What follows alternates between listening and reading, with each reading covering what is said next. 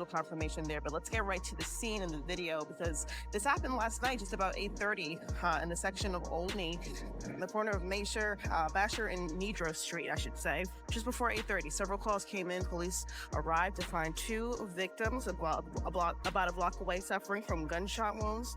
Investigators tell us a 25-year-old man was shot in the back, rushed to Einstein Hospital, where he was later pronounced dead. The second victim, a 28-year-old man, found shot in the leg, as well as a 31-year-old man also shot in the leg. So 3 men, 3 victims. A diss track dropped, and the rapper was shot dead the very next day.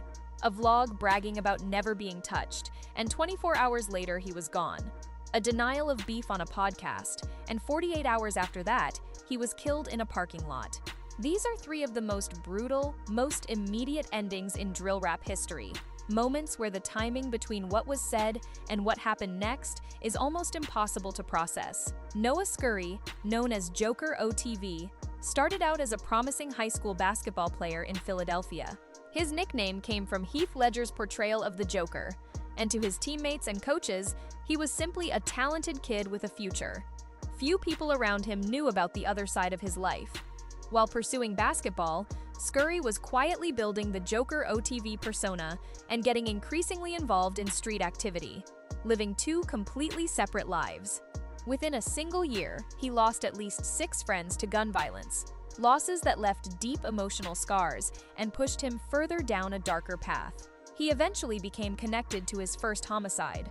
One of the victims was Devin Spady, an aspiring rapper performing as YG Cheese, who was shot in the back while standing with a group on a street corner and didn't survive. 2 others were wounded in the same incident. Rumors immediately began circulating that Joker OTV was the shooter, though nothing was ever officially confirmed. To the public, he remained the same kid still showing up to basketball games. Just 24 hours before his own death, Scurry released a diss track called Swing My Door, rapping about violence and bodies with the kind of specificity that made it clear he wasn't just performing. The very next day, his mother was driving him to school. As they got into the car, a white Jeep reportedly pulled into the nearby alley. Multiple shooters jumped out and opened fire. Estimates range from 20 to as many as 60 rounds. Scurry was struck somewhere between 17 and 30 times, mainly in the chest and abdomen. His mother witnessed the entire thing. It became one of the deadliest shootings Philadelphia had seen, connected to the drill scene. YBC Dole built a reputation in Philadelphia as one of the most openly disrespectful figures in the city's drill scene, earning the nickname Mr. Disrespectful. Part of that reputation came from a graveyard video where he was seen digging at a grave on camera, widely interpreted as a direct shot at a rival. In an interview, he confirmed it was him in the footage, though he clarified it wasn't aimed at the person most assumed. He represented Young Bag Chasers, a West Philadelphia crew locked in a long-running war with rivals including CCK, a conflict that involved repeated shootings and constant online trolling from both sides. YBC suffered real losses throughout that war, with rivals mockingly nicknaming them Young Bullet Catchers. Dole leaned all the way into the persona. In a vlog walking through his neighborhood, he bragged that the area was a ghost town because of the pressure his set applied, and detailed some of the most disrespectful things he claimed to have done, including a graphic threat aimed at a rival's mother. He pulled out firearms on camera, admitted they were illegally obtained, and said this was simply how they operated in the trenches. He claimed he had never been shot, never been robbed, and that nobody played with him in the streets. 24 hours after that vlog aired, everything changed. Dole was reportedly ambushed and shot 3 times. He was rushed to the hospital but didn't survive. King Von needs no introduction in Chicago drill, one of the most feared and talked about figures the city ever produced. With a reputation built through alleged ties to the ongoing GD/BD gang war and rumors connecting him to multiple bodies before his own death. But the tension that ultimately preceded his murder traced back to his relationship with NBA YoungBoy, and the full picture is murkier than most casual fans realize. On the surface, a lot of people believed the friction started over a woman. Speculation took off after Von posted a cropped photo that appeared to show him with Jania, YoungBoy's baby mama.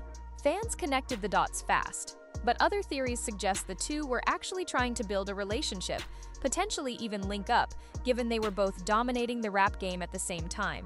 and that something went wrong behind the scenes instead. None of this is confirmed. It's theory layered on theory, and Vaughn himself never publicly treated it as a real issue. When DJ Academics asked him directly about tension with Youngboy, Vaughn downplayed it completely.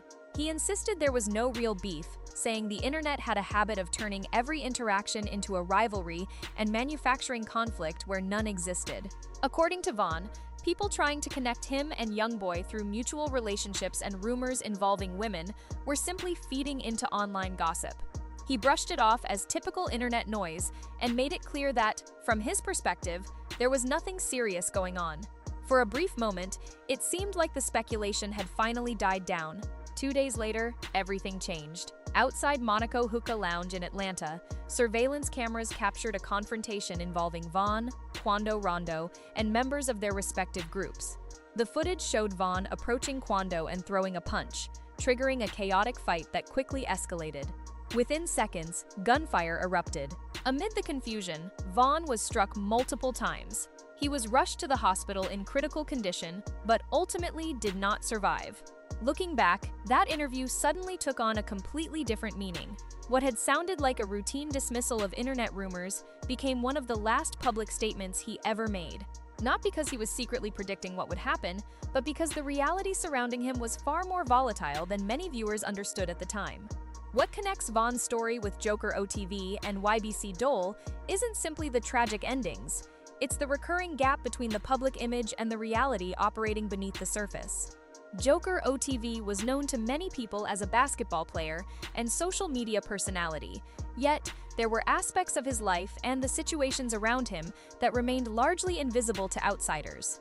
YBC Dole built a reputation around confidence, fearlessness, and projecting the image of someone who couldn't be touched. His music and online presence reinforced that persona right up until the moment reality proved otherwise. King Von, meanwhile, publicly minimized tensions that, whether directly or indirectly, existed within a much larger network of rivalries and conflicts. In all three cases, there are clips, interviews, live streams, or social media posts that viewers revisit after the fact and interpret differently. Statements that seemed ordinary in the moment suddenly appear loaded with meaning once people know how the story ends. The temptation is to view these moments as predictions or warnings. More often, though, they're examples of how little the audience truly knows about what is happening behind the scenes. That's what makes these stories so striking. They reveal how thin the line can be between public entertainment and real-world consequences. Drill culture, in particular, often places artists in the unusual position of documenting their lives while still actively living through dangerous situations. The music, the interviews, the vlogs, the Instagram lives, and the viral clips don't exist separately from reality. They become part of it. These aren't isolated coincidences gathered together for shock value. They're examples of a pattern that has appeared repeatedly throughout the genre. Young men broadcasting their lives in real time while navigating conflicts that continue whether a camera is present or not. The public sees the content. The people involved live the consequences. And in many cases, that footage eventually becomes more than entertainment. It becomes part of the final chapter of their story. Drop a comment. Out of these three, which story affected you the most? And do you think there's anything that could have stopped where each of these paths was heading? Thanks for watching full video. Like and subscribe the channel for more such videos. Press bell icon and enjoy much more is coming next. Tell us how can improve these videos and scripts. It's very necessary to give us feedback.